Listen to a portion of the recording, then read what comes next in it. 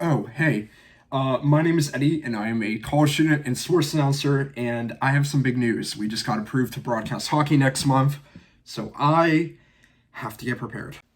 For every hour that I spend announcing sports and getting paid for it, I spend maybe 5 or 6 hours on the internet where I'm not getting paid at all, where I'm researching information for my sports broadcasts.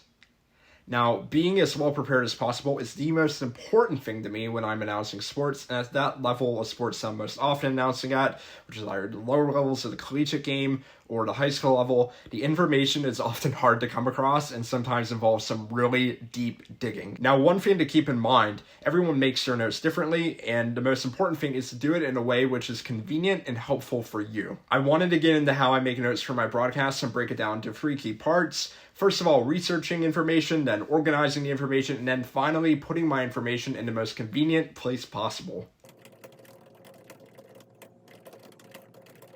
Usually the first part of making my notes is to try to compile the rosters for each team, which usually is available pretty easily on a website operated by a school's athletic department. But especially with some high school athletic departments, I've had issues in the past with gathering accurate information, so you always want to double check. All my information originally goes into a document in Google Drive for now, where it's either links to rosters, any other information, but I'll get into some of the other software I'm learning later.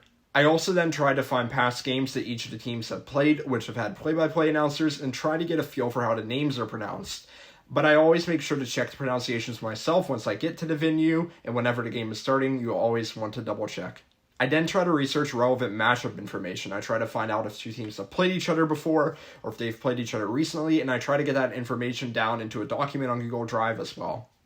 The last thing I'll do is I'll search game recaps for each team on the internet to try to find out who the key players are for each team. And then the next thing I'll do is I'll make flashcards in either Anki or Quizlet, maybe 10 or so for each team with the name of the player on one side and the number of the player on the other side. I want to be able to memorize the key players. I want to be able to memorize their numbers and give myself as much help as possible whenever I do my broadcasts.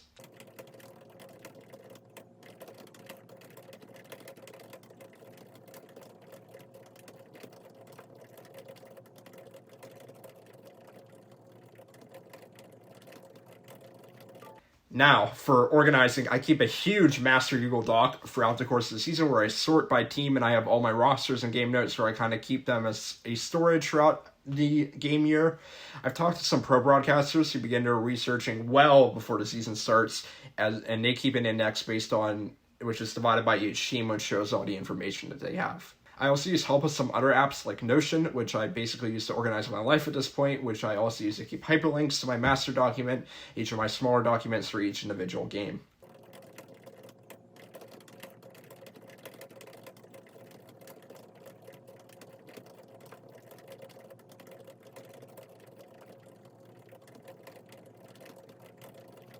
The hardest predicament whenever I am announcing games is that I'll often have only 1 or 2 pieces of paper in front of me at a given time, and I need to make sure the formatting in the notes allows me to access as much information as I can in as little of the amount of time or flipping through pieces of paper. Now, I want to disclose that I'm actually changing how I format notes. I used to just use a Google Doc the whole way through the process, but I'm actually learning Adobe InDesign right now. I'm trying to create them in a more professional looking way and trying to come up with a more robust set.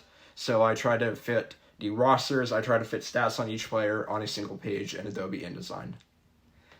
And then finally, I also take place in many online resources which are great to help me out with getting game notes at places like publicaddressannouncer.org.